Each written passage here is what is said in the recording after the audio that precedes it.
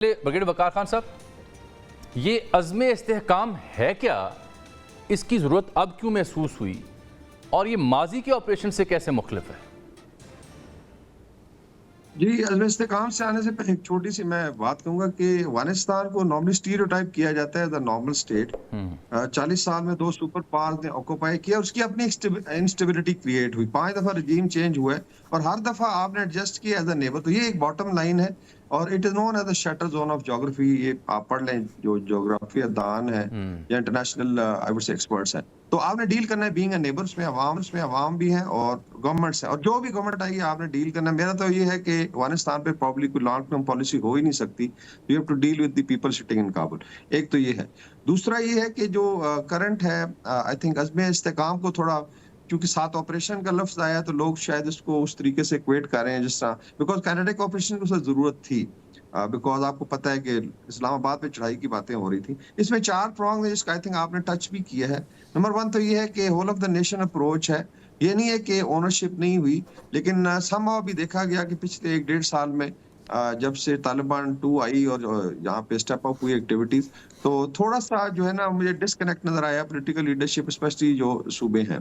तो एक तो उनको उस पेज पे लाना है, we have to own it. और जिस आई थिंक बड़ी खुशाइंद बात है अगर अली मीन गन्नापुर साहब कह रहे हैं कि वो होल हार्टेड क्यों नहीं करेंगे, बिकॉज़ उनका सूबा सबसे ज़्यादा अफेक्टेड, इस तरह बलूचिस्तान के इलाके हैं। दूसरा जो है I think it is related to जो इसकी हैयत है एंटी टेररिस्ट ऑपरेशन की, ऑलरेडी इंटेलिजेंस बेस्ड ऑपरेशन हो रहे हैं और जहाँ पे ज़रूरत होगी, और उसमें सिर्फ अफ़गानिस्तान का नहीं है कि वहाँ से दहशतगर्दी है या टाइम ईरान से होती है। इसमें कुछ भारत के भी आपको पता है एक्टिविटीज़ हैं यहाँ पे, तो उनका भी कला कमा किया जाएगा। तीसरी आई थिंक जुडिशियल है, जिस पे पहले भी आपको याद होगा जब नेशनल एक्शन प्लान बना तो उसमें ज़रूरत थी मिलिट्री कोर्ट्स की ताकि ट्रायल किए जाएँ और जो पकड़े जाते हैं, बिकॉज़ इसमें बड़ी अजीब-सी डायनामिक्स है। मेरा अपना बेटा फौजी है, नंबर ऑफ टाइम 2-3 ऑपरेशन में रहा। जब आप पकड़ के लाते हैं तो if you put them through a normal judicial system और आप फिर गवाहों का और उस पे चले जाएँ तो फिर डाइल्यूट और बड़ा डिले होता है। ठीक है। At time the terrorists were given, वहाँ रिफॉर्म्स है और फिर आ जाता है मेरे ख्याल में वो है basically capacity building of the law enforcement agencies, जैसा केपी पुलिस है, उन्होंने बड़ा अच्छा पहले भी काम किया है, लेवीज है, उसके अलावा फ्रंटियर कोर ये बात आप बिल्कुल ठीक कह रहे हैं। चौथी बात है, ये बड़ी अहम है, मैं इम्तियाज़ गुल साहब की जाने पे जा रहा हूँ। ये चौथी बात बड़ी अहम है कि जदीद दौर है, यहाँ टेक्नोलॉजी इन्हेंस हो रही है, वास्ट हो रही है। जो ट्रूप्स हैं, फोर्सेज हैं अक्रॉस द ग्लोब, वो रिवायती अप्रोच की बजाय जो नई जिद्दतें हैं उनका इस्तेमाल करें। यानी हमारी इंटेलिजेंस को ये खबर होती है कि दहशतगर्द वहाँ से चल गया है, फ़लाँ इलाके में आ गया। For that we need to move along on the ground physically. उसकी बजाय हम उसे वैसे न्यूट्रलाइज क्यों नहीं कर सकते थ्रू अदर टैक्टिक्स, चाहे वो ड्रोन का मसला हो या एयरफोर्स का हो या वहाँ की मुकामी जो फोर्सेज तयनात हैं उनकी सदाद कार हो। बिल्कुल आप ठीक कह रहे हैं। लेकिन इम्तियाज़ गुल साहब, जहाँ पे ब्रिगेड साहब 4 उसके प्रॉन्ग का जिक्र कर रहे हैं, whole of the nation approach, ये बड़ा अहम है क्योंकि अगर हमने दहशत गर्दी के ख़िलाफ़ ये अज़्म इस्तेहकाम को लॉन्च किया है सिक्योरिटी को मेक श्योर करने के लिए, तो whole of the nation approach तो तब भी हो सकती है ना जब एक जो सबसे मुतासरा सूबा है केपी, उसकी जो पॉलिटिकल गवर्नमेंट है वो भी ऑन बोर्ड हो। वो तो एतराज़ कर रहे हैं, तो ये whole of the nation approach कैसे बनेगी? देखिए, होल ऑफ द नेशन कहना आसान है, उसको करना बहुत मुश्किल है।